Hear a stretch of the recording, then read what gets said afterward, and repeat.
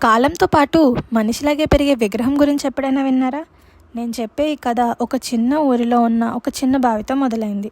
చిత్తూరు జిల్లాలో ఉన్న విహారగుడి అనే గ్రామంలో ఒక ముగ్గురు అన్నదమ్ములు ఉండేవారు. వారు పొలం పని రీత్యా బావి తవ్వడం మొదలుపెట్టారు. వారు ఆ బావి తవ్వుతుండగా సడన్గా రక్తం రావడం మొదలైంది. వారు వెంటనే ఈ విషయాన్ని వాళ్ళ ఊరి ప్రజలకు చెప్పగా వారంతా కంగారు పడి బావిని త్రవ్వడం ప్రారంభించారు.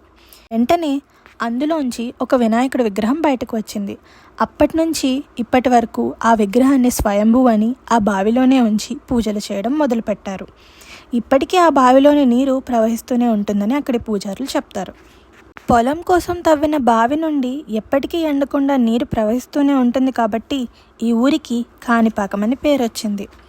ఇక్కడ ఇంకొక ఆశ్చర్యకరమైన విషయం కూడా ఉంది. ఏంటంటే ప్రతి ఇయర్ ఈ వినాయకుడి విగ్రహం పెరుగుతుందని, దీనికి నిదర్శనంగా పాత కవచాలు సరిపోకపోవడాన్ని ఇక్కడి పూజారులు చూపిస్తారు. అద్భుతంగా చూసే ప్రతి విషయానికి సైన్స్ ఒక దృష్టికోణాన్ని చూపిస్తుంది. అదేంటంటే ఈ విగ్రహం ఎప్పుడూ బావిలోనే ఉంటుంది.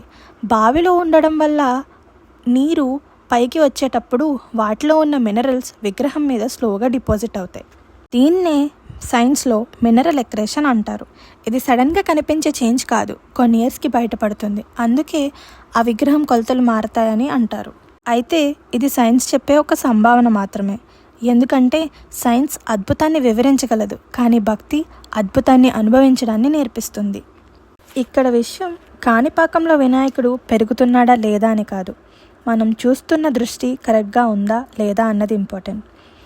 ఈ కథలు కాలంతో పాటు నడుస్తూనే ఉంటాయి.